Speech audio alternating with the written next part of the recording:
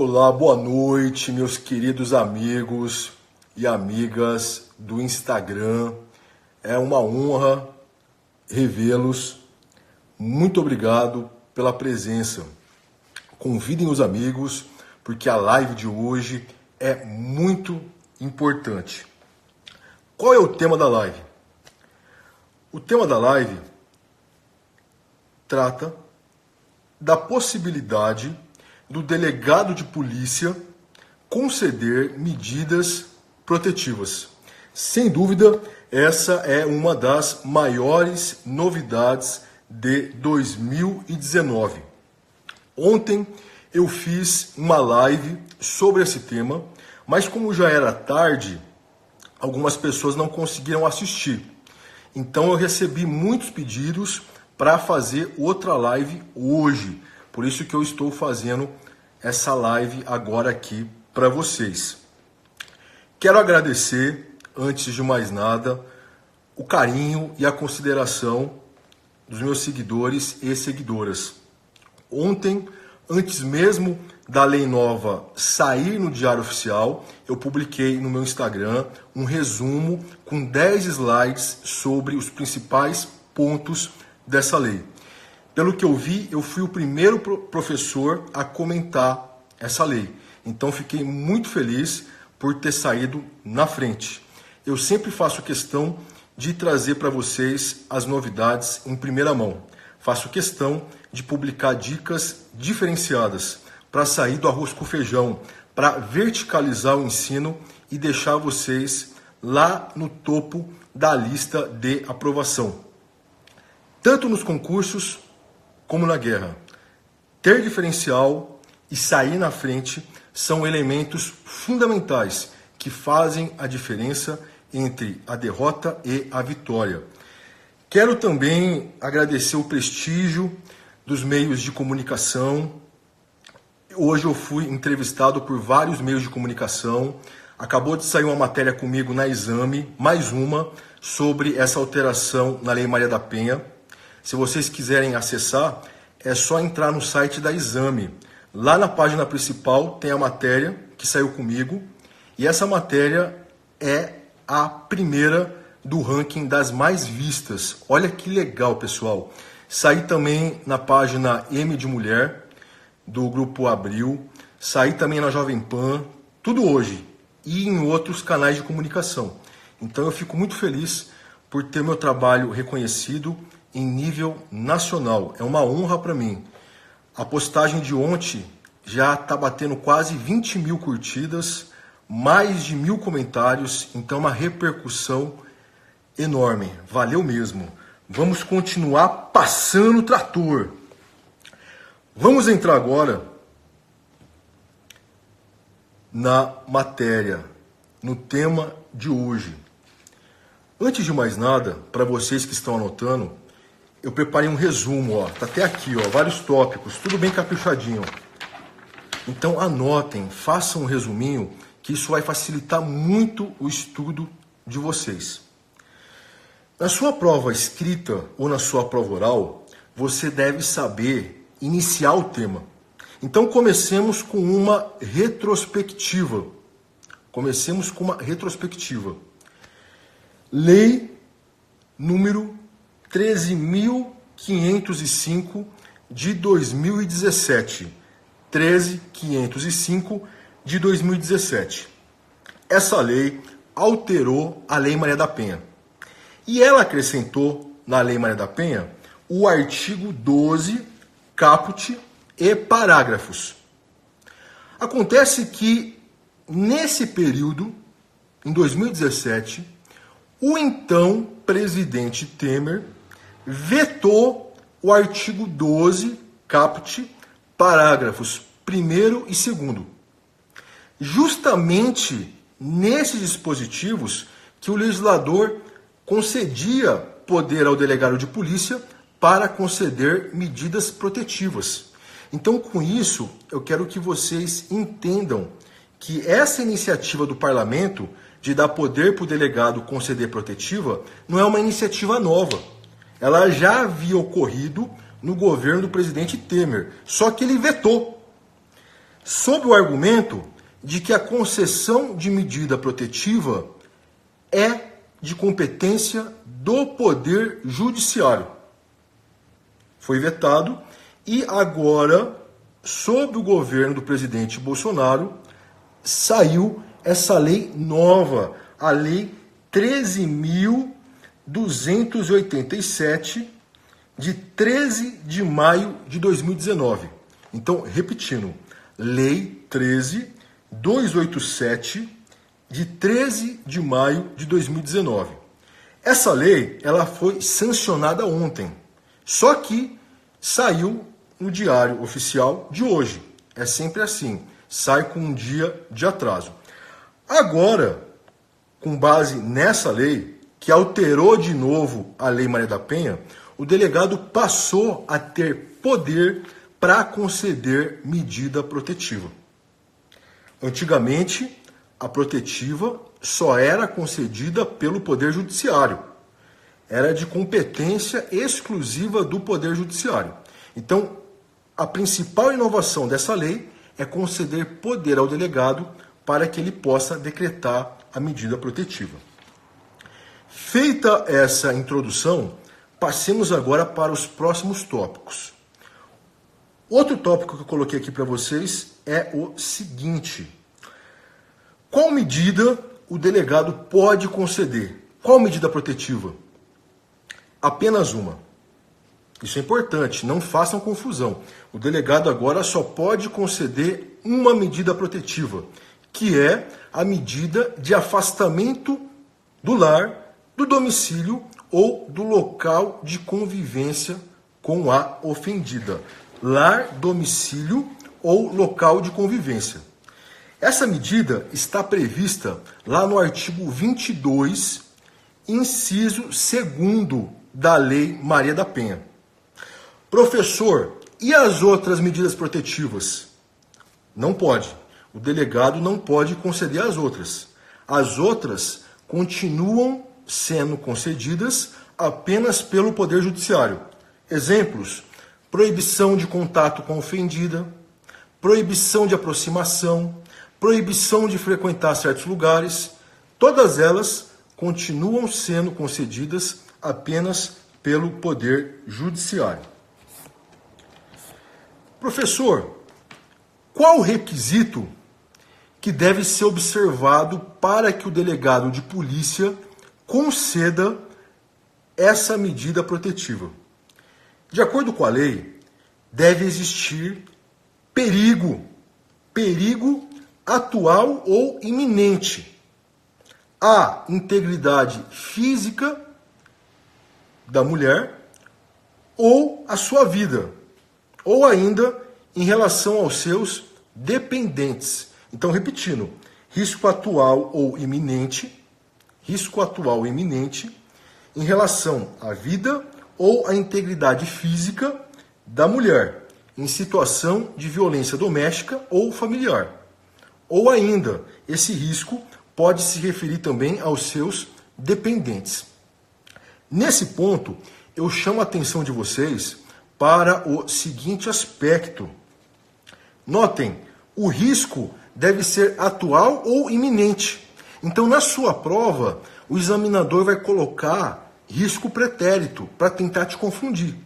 Lembrem, pela lei, o risco deve ser atual ou iminente. Então, sob esse enfoque, o delegado não poderia decretar uma medida protetiva com base em uma agressão que ocorreu há um mês, porque se trata de fato pretérito. Na prática, o delegado de polícia poderá fazer o quê? Na minha visão, ele poderá usar uma agressão pretérita como argumento para dizer que aquela agressão, dependendo das circunstâncias, pode indicar um risco iminente ou até mesmo atual.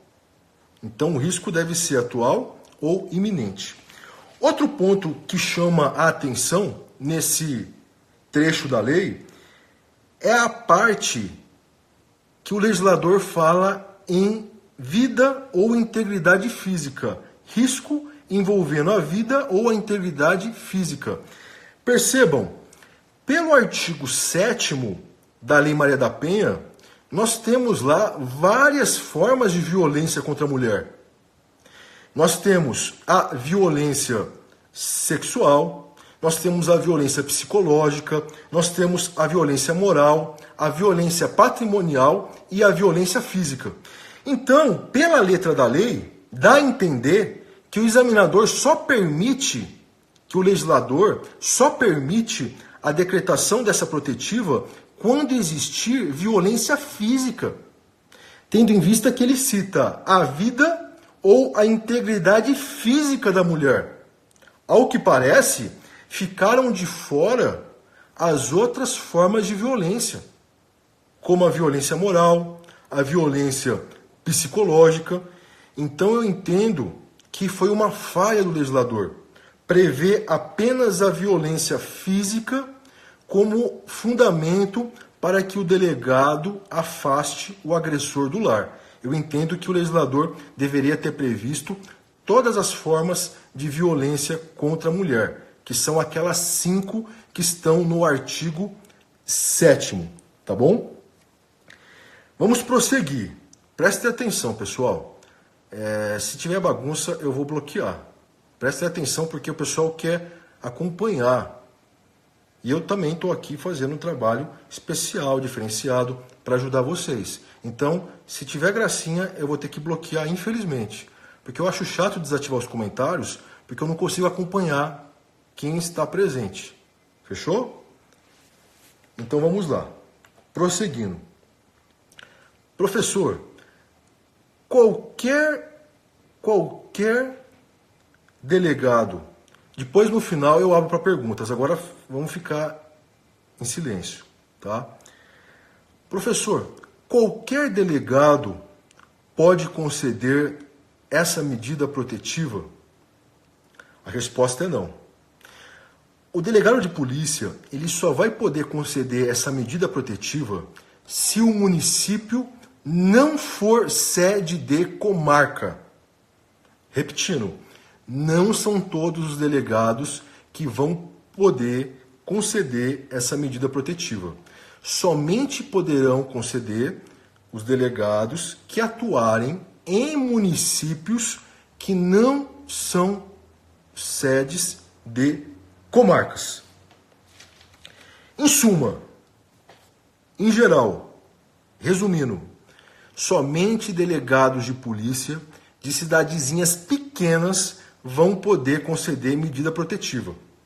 Somente uma pequena parte das mulheres brasileiras vão receber proteção imediata do delegado. Pessoal, eu vou desativar os comentários porque não adianta pedir.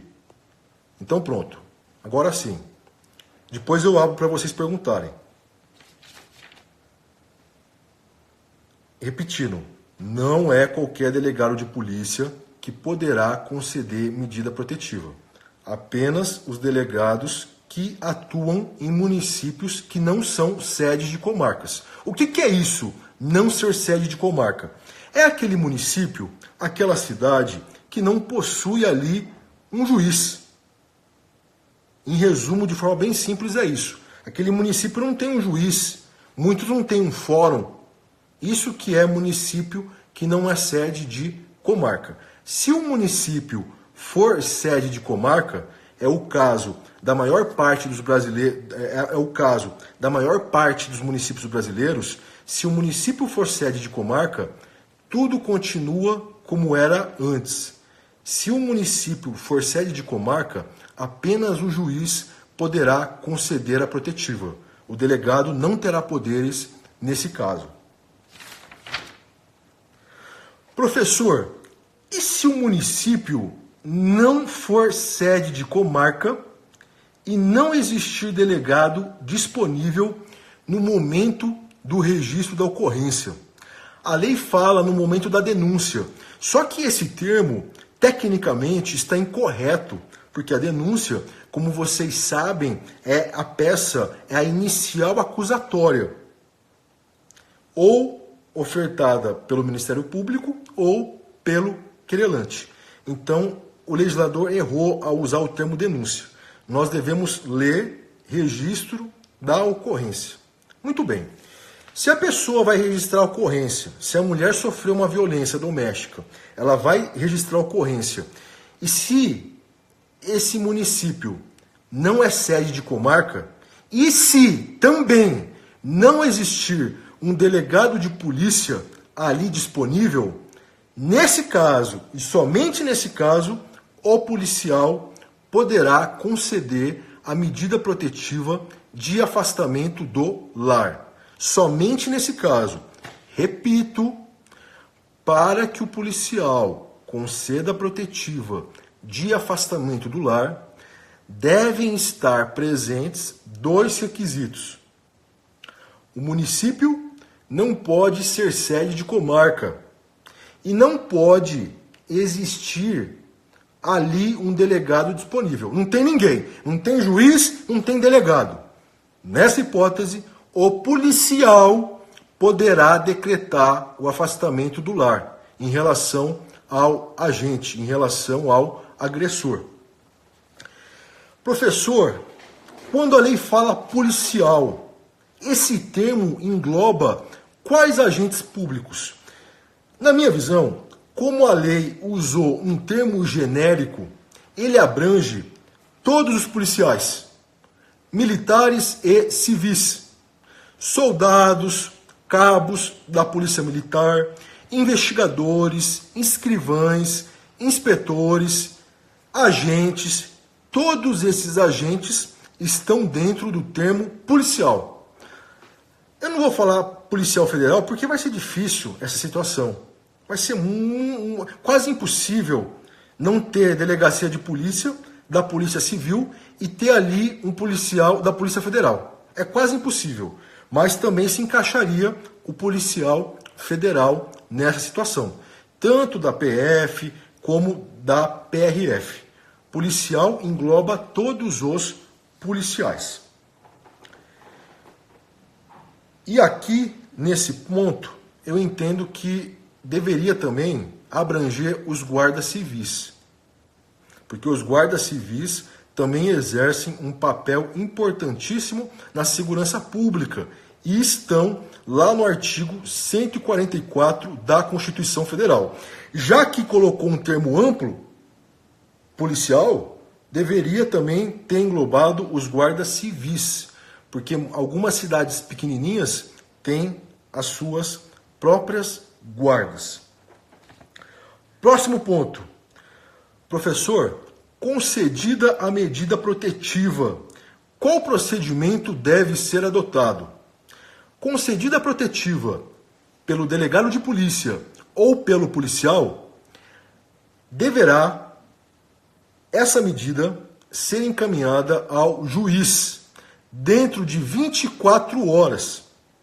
O juiz, por sua vez, dentro do mesmo prazo, 24 horas, decidirá sobre a medida. Ele poderá manter a medida, mantém o afastamento do lar decretado pelo delegado. Ou ele poderá também revogar esse afastamento, se entender que não é cabível. Concomitantemente, o juiz deverá dar ciência ao Ministério Público. Tá ok? Ele deverá dar ciência ao Ministério Público. Esse é o procedimento. Professor, como que vai funcionar a formalização desse procedimento? Tudo vai depender do local. Aqui em São Paulo, por exemplo, as delegacias de polícia já contam com inquérito policial eletrônico. Agora, a comunicação da polícia com o Poder Judiciário não é mais através de papéis. Agora nós fazemos as comunicações de prisões em flagrante, nós enviamos as representações de temporária, de preventiva, tudo online, tudo pela internet. É um sistema eletrônico. Acontece que em muitas localidades não há ainda esse sistema informatizado. Nessas localidades, a comunicação terá que observar a forma clássica, papelzão. Faz um boletim de ocorrência da Polícia Civil, da Polícia Militar, faz um ofício e manda para o juiz, para ele poder deliberar. Próximo ponto. Professor, qual a sua opinião em relação a essa nova lei? Eu entendo que essa lei representa um avanço significativo no que tange ao combate à violência doméstica e familiar contra a mulher, porque ela traz uma medida, uma providência mais célere, mais rápida para proteger a mulher. É uma conquista importante. Por outro lado, eu entendo que essa lei ela traz um vício, uma inconstitucionalidade. A partir do momento que o legislador trata de forma distinta pessoas que estão na mesma situação, ele fere de morte o princípio da isonomia. O princípio da igualdade, ele é consagrado e protegido no artigo 5º da Constituição Federal. É protegido também em instrumentos de direito internacional que protegem a mulher. Convenção de Belém do Pará, por exemplo, entre outros. Então as mulheres devem receber o mesmo tratamento. Não há razão nenhuma para eu fazer distinção entre mulheres, principalmente se elas estão sofrendo violência doméstica e familiar. Do jeito que foi posto o texto, nós temos um quadro teratológico. Prestem atenção para vocês entenderem o que eu estou dizendo. Imaginem que a Dona Maria, que mora lá no interiorzão, lá no fim do mundo, em uma cidadezinha com 5.000 habitantes, imaginem que a Dona Maria acabou de sofrer violência física por parte do seu companheiro. A Dona Maria vai bater na delegacia e o delegado de polícia, ao perceber que aquele município não é sede de comarca, ele decreta imediatamente o afastamento do agressor. Agressor, você terá que sair do lar, tendo em vista a necessidade de proteger a Dona Maria. A Dona Maria recebeu proteção imediata. Foi à delegacia e saiu com a protetiva embaixo do braço. Perfeito. Eficácia boa. É óbvio que não vai garantir 100% a integridade física dela. Mas é melhor do que nada. É uma forma de tentar inibir uma nova violência. Pois bem, agora peguemos como exemplo a Dona Joana. A Dona Joana, ela reside em uma capital, ou em uma cidade grande, ou ainda em uma cidade pequena, porque tem cidade pequena que é sede de comarca. Então imaginemos que a Dona Joana mora em algum desses lugares. Dona Joana passa pela mesma situação. Ela é agredida pelo seu companheiro. Vai até a delegacia e registra a ocorrência. Vejam, é a mesma situação da Dona Maria. A Dona Joana também está correndo risco. Só que o delegado de polícia não poderá conceder a medida protetiva para a Dona Joana. Ele vai ter que falar assim: olha, Dona Joana, alteraram a Lei Maria da Penha, só que eu não posso conceder para a senhora medida protetiva, porque aqui é sede de comarca. A senhora vai ter que aguardar o juiz deliberar. Volte para casa! Volte para casa! Ah, doutor, mas o meu marido vai me agredir de novo. Não posso fazer nada, Dona Joana. Não tem flagrante, eu não posso conceder protetiva. Quem mandou a senhora não morar em uma cidadezinha pequena? Não posso fazer nada. Aí o delegado vai encaminhar o pedido de protetiva para o Poder Judiciário avaliar. O delegado, pela lei, ele terá 48 horas para encaminhar esse pedido. O juiz, por sua vez, terá mais 48 horas para analisar esse pedido. Artigo 12, inciso 3º, e artigo 18, caput, da Lei Maria da Penha. Notem, ao todo, a Dona Joana, ela deverá aguardar, em tese, 96 horas. Como o município dela é sede de comarca e o delegado não pôde conceder para ela a medida protetiva, ela terá que aguardar, em tese, 96 horas, quase 100 horas. Ora, por que a dona Maria pode receber proteção imediata e a dona Joana vai ter que aguardar 96 horas para receber uma medida protetiva? Isso é em tese, viu, pessoal? O Senado fez um estudo indicando que em algumas regiões do Brasil, a vítima demora até 6 meses para receber uma medida protetiva. Repito, em alguns locais do Brasil, segundo o Senado, a vítima demora até 6 meses. 6 meses para receber uma medida protetiva. Quem está na UTI não pode esperar. Quem está correndo risco de morte não pode esperar 6 meses, nem 96 horas. Tem que ser agora, é para já, é para ontem. Esse tratamento desigual não tem respaldo constitucional. Ele é inconstitucional e ele é também inconvencional, porque ele viola normas de direito internacional. Todas as mulheres merecem proteção imediata. Esse tratamento desigual é um absurdo, é uma afronta contra os direitos das mulheres. Professor, então, o que deve ser feito para sanar esse problema?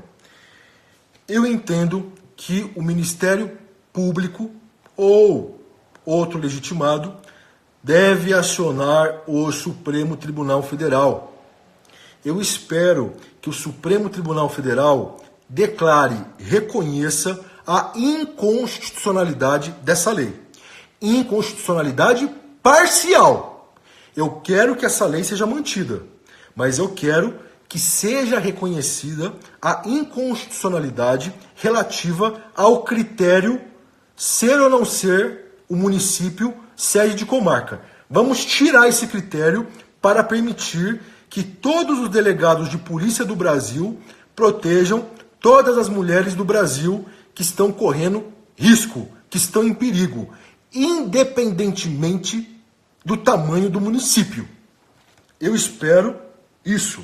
Aguardemos a posição do STF. Eu sei que, por enquanto, vai ser difícil o nosso parlamento fazer uma nova alteração na Lei Maria da Penha. Vai ser difícil também esse tema chegar no Supremo e ser julgado do jeito que eu estou falando. Considerando tudo isso, eu já tinha criado um projeto, uma tese que vai revolucionar o tratamento que é concedido a essa matéria. Pela minha tese, todos os delegados de polícia do Brasil, todos, vão poder conceder medidas protetivas para todas as mulheres do Brasil, independentemente do tamanho do município, independentemente de alteração na lei, independentemente de investimentos de recursos financeiros. Essa tese está no meu livro novo, que em breve vai ser lançado. Nesse livro eu falo da Lei Maria da Penha, falo também sobre o delegado de polícia, sobre a investigação, sobre prisões, falo sobre o princípio da insignificância. É praticamente um manual sobre a Lei Maria da Penha, sobre o princípio da insignificância e sobre o delegado de polícia. Vai sair com quase 1000 páginas, não vai ter nada no mercado igual. Mais para frente, eu vou explicar para vocês essa minha tese. Eu vou abrir uma live e vou detalhar para vocês a minha tese. Não é coisa de louco, não é nenhuma ideia que está em desconformidade com a Constituição nem com a lei. Dá para fazer. É que ninguém tinha pensado nisso, tá bom? Então, eu vou tentar implementar essa ideia e, se Deus quiser, vai dar certo e nós vamos poder ajudar mais as nossas mulheres que estão sendo vítimas de atos cruéis e covardes. Agora eu quero passar aqui com vocês nos tópicos em que eu abordo questões polêmicas envolvendo a lei nova. questão criminal, questão processual, questões polêmicas. Tudo isso poderá cair na sua prova. Então aproveitem para anotar. Está mastigadinho, pessoal. Mamão com açúcar. Aviãozinho na boquinha. Só perde quem não quer. Só perde quem não tem interesse. Tudo exposto de uma forma bem didática, com tópico. Então aproveitem. Estão acompanhando? Deixa eu ver aqui.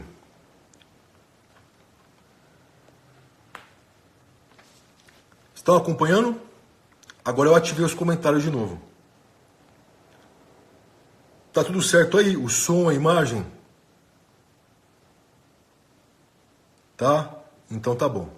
Então vamos continuar a nossa análise em relação à nova lei. Deixa eu ver aqui se eu não passei nenhum tópico. Se nenhum tópico passou em branco.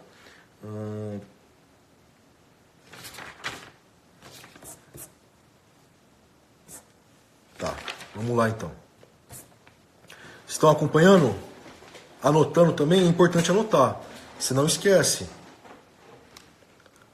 Sempre perguntam para mim, qual dica de estudo você pode me dar? Uma das principais, anotem, façam anotações, ok? Então vamos continuar. Vamos continuar. Primeiro ponto. Professor, essa lei, ela viola a questão da competência do Poder Judiciário? Há um movimento muito grande por parte de alguns integrantes do MP e da magistratura no sentido de que essa lei é inconstitucional. Por quê, professor? Porque, segundo esses pensadores,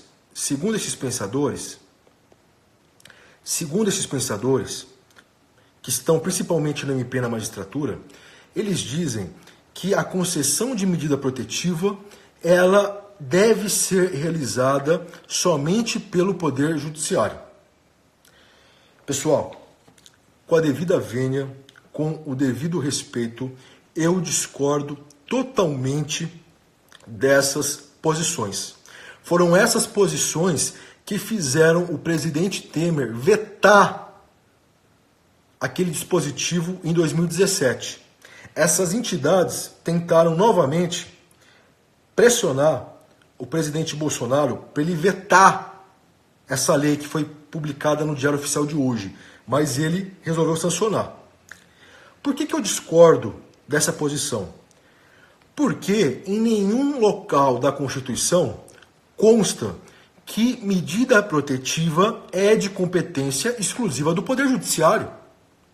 O que consta na Constituição, o que está abrangido na cláusula de reserva jurisdicional é a questão da inviolabilidade do domicílio, a questão da interceptação telefônica. Agora, não dá para a gente ficar criando competências exclusivas do Poder Judiciário sem fundamento na Constituição Federal. Se a Constituição silenciou sobre isso, cabe ao Poder Constituinte derivado analisar a matéria. É de competência, portanto, do Parlamento, do Congresso Nacional. Havendo promulgação e sanção por parte do presidente da República, não há por que defender que é inconstitucional. Mais um argumento que reforça a minha tese. Fica parecendo que isso não existia antes. Nossa, que grande novidade! Agora o delegado de polícia pode conceder medida protetiva, que é uma medida cautelar. A natureza jurídica da medida protetiva é de natureza cautelar. A medida protetiva é uma medida cautelar, na minha visão. Então fica parecendo que agora é uma grande novidade. Nossa, agora o delegado pode conceder protetiva, ele pode decretar medida cautelar. Até parece que isso não existia antes dessa lei. Pessoal, isso existe há muito tempo. Isso existe, desde a época do Império. Já havia previsão de prisão em flagrante. no nosso ordenamento jurídico. E quem que decreta a prisão em flagrante? É o delegado de polícia. A prisão em flagrante, para boa parte da doutrina, é uma medida cautelar. Então não é de hoje que o delegado de polícia decreta a medida cautelar. Nós precisamos analisar as coisas como elas são.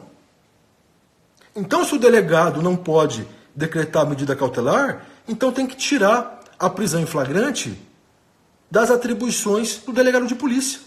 Vamos colocar os juízes para que eles possam fazer plantões nas delegacias. Todo dia, 12 horas. É a solução. Ora, se eu posso mais, que é decretar a prisão em flagrante, que é cercear o direito de ir e vir, que é um dos direitos mais fundamentais do homem, por que eu não posso fazer o menos, que é decretar tão somente uma medida cautelar? Não chegue perto dela, saia do lar. Isso não vai afetar praticamente em nada a liberdade do agente. Isso está em consonância com o princípio da última ratio. A prisão deve ser a última opção. O CPP privilegia essa posição ao tratar da prisão preventiva. Só cabe a preventiva quando não for cabível medidas cautelares diversas da prisão. Por que tem que ser diferente com a prisão em flagrante? Se é mais fácil, se é melhor decretar uma medida protetiva, por que eu vou prender em flagrante? Que é uma medida mais extrema. A prisão em flagrante gera consequências que são inapagáveis. O agente fica em um local sujo, insalubre, fedido, com um monte preso, com um monte mesmo, com vários, sufocado. Esse agente pode ser morto, ele pode cometer suicídio, vai ter o abalo social, porque as pessoas do círculo dele vão ver que ele foi preso, ele pode perder o emprego. A prisão em flagrante, pessoal, ela afeta diretamente o destino do agente. Olha que medida grave. Se o delegado tem autonomia e tem preparo para decretar essa medida, por que ele não pode decretar uma medida mais suave, mais leve? É óbvio, se for caso de prisão em flagrante, ele vai prender em flagrante. Eu só estou fazendo essa argumentação para vocês entenderem como é absurdo o pensamento que impede o delegado de decretar uma medida mais suave, mais leve, mais branda, sob a ótica da última opção. A protetiva é boa, porque vai proteger a mulher, vai diminuir o risco dela ser agredida, embora não seja uma garantia 100% de integridade, mas diminui os riscos. E, ao mesmo tempo, ela é boa também para o agente, porque ele não vai ficar preso, ele vai ficar livre. Então é bom para as duas partes, na minha visão. Corporativismo é outro tópico que eu separei para vocês. No Brasil, nós temos esse problema que se chama corporativismo. Nós temos mania de defender ideias que são favoráveis às nossas instituições. E paramos por aí. É óbvio que a gente tem que defender uma ideia que é boa para a minha instituição. Só que eu não posso fechar os olhos para a realidade. Não posso. As mulheres estão sendo massacradas, aniquiladas, exterminadas no Brasil. O Brasil está na lista dos top 5. O Brasil é um dos 5 países mais perigosos do mundo para as mulheres viverem, em razão da grande quantidade de crimes que são cometidos contra elas. Todos os dias nós temos feminicídios. Outro dia mesmo eu fiquei procurando, caçando o assassino de uma mulher que covardemente enfiou uma faca no estômago dela no Dia das Mães, matando ela na frente dos seus 4 filhos, crianças. Nós não podemos fechar os olhos para essa realidade. As mulheres gritam, agonizam, elas pedem socorro. Nós precisamos ter mecanismos eficientes para combater a violência doméstica. Então eu não posso, em nome da minha instituição, criticar projetos que são bons para as mulheres. O Poder Judiciário não está acima da proteção das mulheres. O Ministério Público não está acima da proteção das mulheres. As polícias não estão acima da proteção das mulheres. Nós precisamos sair, pessoal, da teoria. Na academia, tudo é muito bonito. Ah, lá na Alemanha, teoria tal, não sei o quê. Na academia, tudo é lindo, tudo é perfeito. Nós precisamos colocar os pés no chão, sentir a realidade nua e crua. Não, vou defender que é inconstitucional, porque isso vai aumentar o poder do delegado. Eu não posso perder poder. O delegado vai ficar mais forte. E a mulher? Onde que fica a mulher? Ou então o delegado, eu vou criticar que o policial militar não pode conceder a medida protetiva. A Polícia Judiciária, a Polícia Civil, a Polícia Federal não estão acima da proteção que a mulher precisa. Se a cidadezinha pequenininha só tem ali uma viatura da PM, qual mal vai acontecer se o policial militar falar para o agressor sair da casa durante 24 horas? É uma situação peculiar, excepcional. Vamos deixar teorias um pouco de lado. Vamos buscar, de fato, a efetividade da justiça. Fala-se muito em juridiquês hoje em dia e muito pouco em efetividade, em justiça. Teorias não são mais importantes do que vidas. Essa é a grande verdade. Eu sempre comento com meu irmão Rafael Calmon, juiz lá no Espírito Santo, ícone do direito das famílias. O Brasil precisa com urgência, pessoal, de uma reforma ideológica. Não adianta reformar leis. Quem aplica as leis são os operários do direito. Se não existir reforma ideológica, não adianta mudar a lei. A reforma ideológica é a cabeça. Os artífices do direito precisam entender que as investigações, os inquéritos e os processos, eles são compostos por vidas, por pessoas que sangram, que choram, que sofrem. As vidas dessas pessoas estão nas mãos desses operários do direito. Não são estatísticas, não são números. Por isso que nós precisamos parar com Ctrl+C, com Ctrl+V. Precisamos parar de deixar tudo na mão dos assessores. Nós precisamos de comprometimento e responsabilidade com a justiça. Destinos estão em jogo, tanto dos investigados, dos acusados, como das vítimas. Sem a reforma ideológica, o Brasil não vai para frente. Outro ponto importante que eu quero passar para vocês. A questão do garantismo hiperbólico monocular. Ah, professor, que absurdo. O coitado do investigado vai ter que sair da residência. Meu amigo, minha amiga, o direito e a justiça são para todos, para os investigados e para as vítimas. O que está acabando com o Brasil é essa onda de ultragarantismo, de garantismo hiperbólico monocular. Esse garantismo só enxerga o lado dos criminosos e esquece o lado das vítimas, da sociedade e das suas famílias. O garantismo deve ser integral, ele deve proteger todas as pessoas, vítimas, sociedade e acusados e investigados. Os direitos fundamentais são para todos. Vamos parar com essa mania de falar que tudo é inconstitucional, que tudo é ilegal, considerando apenas e tão somente o lado do agente. Vamos pensar na vítima, na família. Vamos buscar o caminho do meio para que ambas as partes sejam protegidas, tanto a vítima como o indiciado. Colocando na balança, fazendo uma ponderação de valores, nós veremos que a medida é razoável. O agressor vai sair do lar, vai para um hotel, vai para a casa da família, vai para a casa do amigo, não vai ficar preso, não vai sofrer muito. Do outro lado, isso vai ajudar a vítima, vai protegê-la naquele momento. As duas partes são beneficiadas. Vamos buscar mais a razoabilidade. Aquele critério, ser sede de comarca. Professor, esse critério não foi estabelecido porque quando o município é sede de comarca, há um juiz de plantão?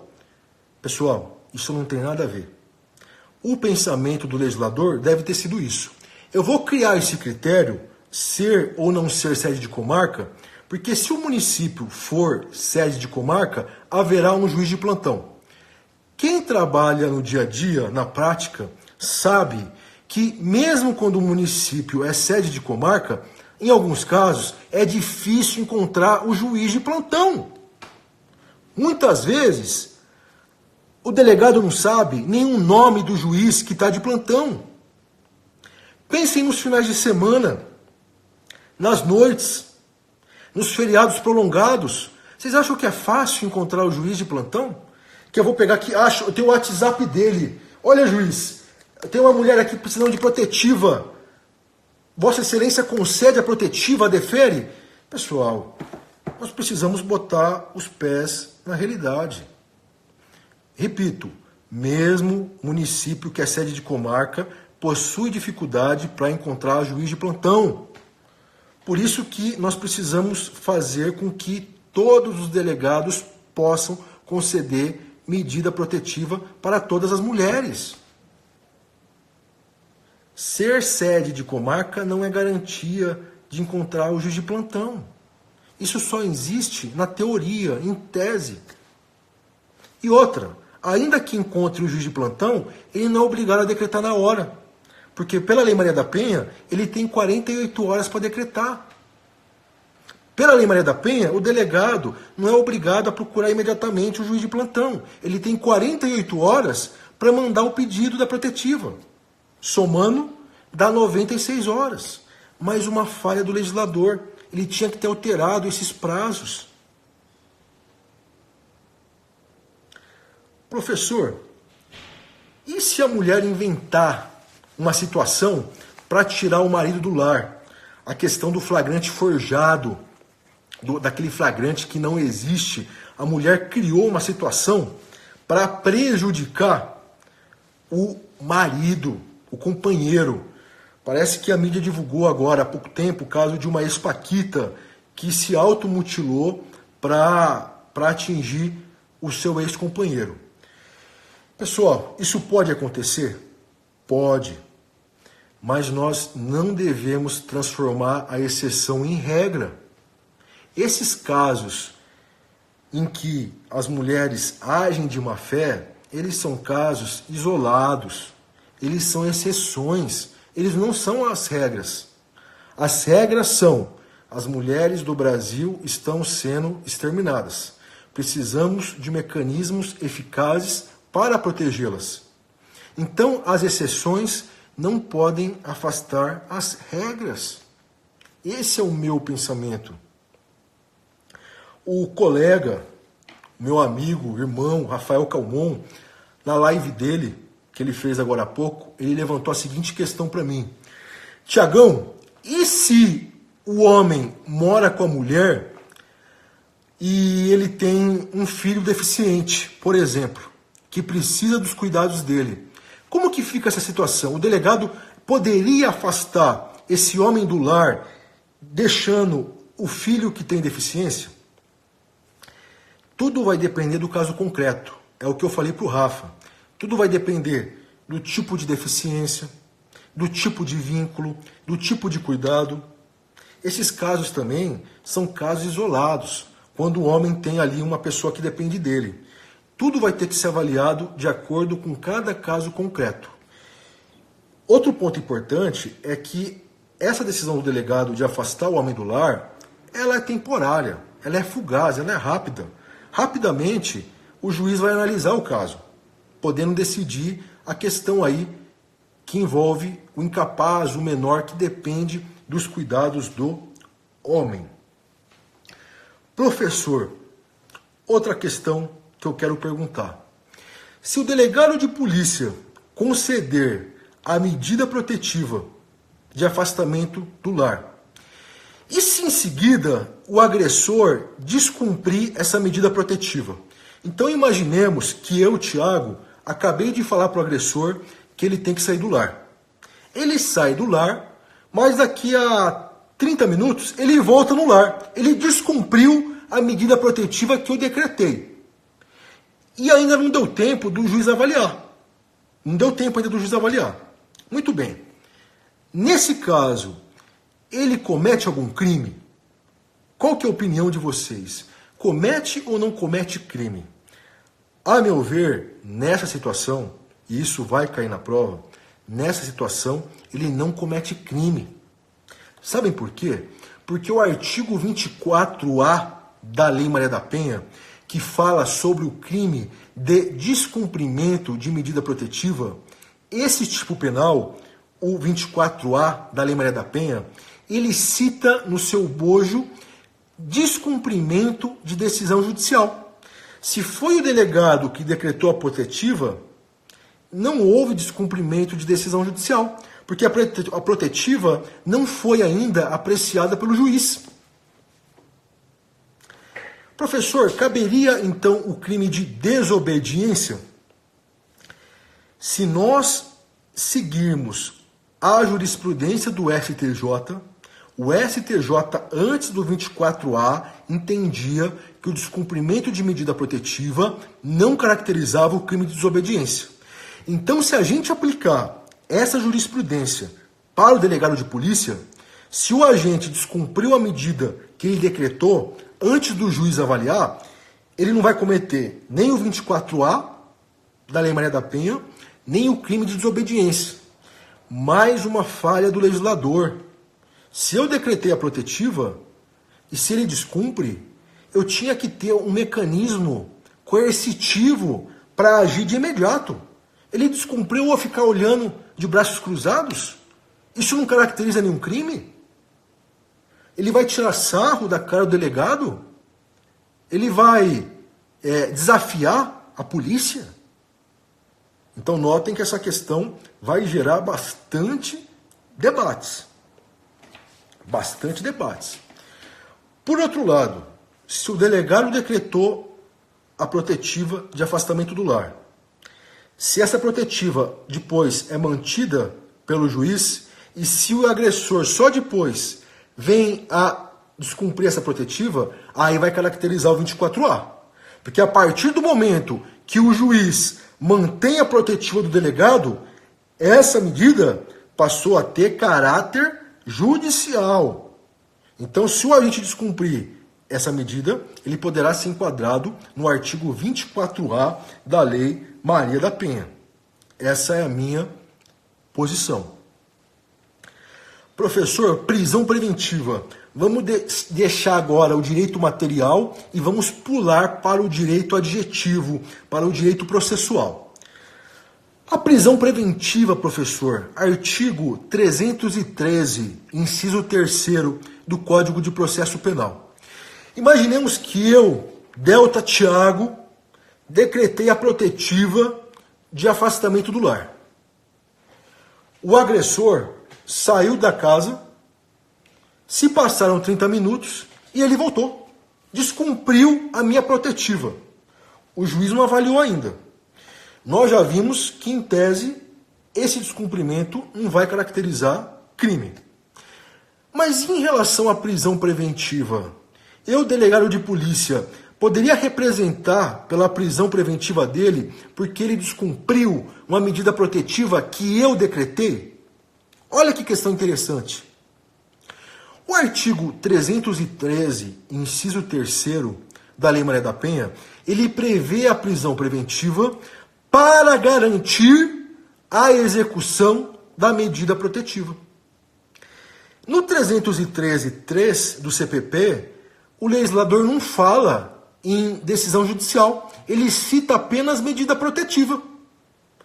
Como esse termo é genérico e agora abrange a protetiva concedida pelo delegado e a protetiva concedida pelo juiz, eu entendo que nesse caso que eu citei para vocês, o delegado poderia sim representar pela decretação da prisão preventiva, tendo em vista que uma medida protetiva foi descumprida. Qual? A que ele decretou, de afastamento do lar. Ora, se o CPP fala que a preventiva é cabível para garantir a execução da medida protetiva, e se eu, delegado, decretei uma medida protetiva que foi descumprida, eu posso usar o 313.3 para garantir a execução da medida protetiva. Se o agente desobedeceu, descumpriu a minha ordem, ele está desafiando a justiça. A partir do momento que ele volta a procurar a ofendida, ele está demonstrando que ele não tem freios morais. Ele está demonstrando que a possibilidade dele reiterar é grande no que diz respeito à prática delitiva. Então, todos os requisitos estão de acordo com a prisão preventiva. Entendo que é possível, portanto, o delegado, nesse caso, representar pela decretação da prisão preventiva. Outra questão interessante que eu separei aqui para vocês. Vocês já pararam para pensar nessa protetiva que o delegado de polícia pode decretar agora, que é a protetiva de afastamento do lar? Por que o delegado pode decretar essa e não pode decretar, por exemplo, a protetiva que proíbe a aproximação da ofendida? Olha, a partir do momento que eu mando ele sair do lar, eu estou dizendo que ele não pode se aproximar da ofendida. Veja que contradição. Eu posso mandar ele sair do lar, mas não posso mandar ele não se aproximar da ofendida. Não faz sentido. Se ele não pode voltar para o lar, ele não pode se aproximar da ofendida. Vejam que contradição. Então eu acho que o legislador pecou nesse ponto. Não tem porquê estabelecer que o delegado só pode decretar o afastamento do lar. Se pode decretar uma protetiva, pode decretar também as outras. Não faz sentido isso, pessoal. Não faz sentido isso, na minha visão. E outra, só poderão ser protegidas as mulheres que moram, que convivem com os agressores.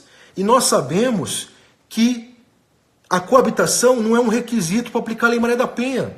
E as mulheres que não moram com os agressores, elas não merecem também proteção imediata? Mais uma falha, mais uma contradição prevista nessa lei. Pessoal, foram tantos os tópicos que eu abordei que já está batendo aqui o aviso no Instagram que está faltando 1 minuto para encerrar a transmissão. Para não perder essa live, para deixar ela gravada aqui 24 horas, eu vou encerrar essa transmissão e vou abrir outra para falar sobre os últimos 2 tópicos, para finalizar essa lei, tá bom? Então eu vou fechar e vou abrir outra. Espero vocês para a gente acabar essa lei. São 2 tópicos importantes. Até aqui, muito obrigado. Aguardo vocês na próxima live. Me sigam também nas outras redes sociais. Periscope, YouTube. Eu estou como Delta Thiago com TH. E no Instagram, Delta Thiago. Vou fechar agora aqui e abrir outra. Valeu, obrigado e bora passar o trator.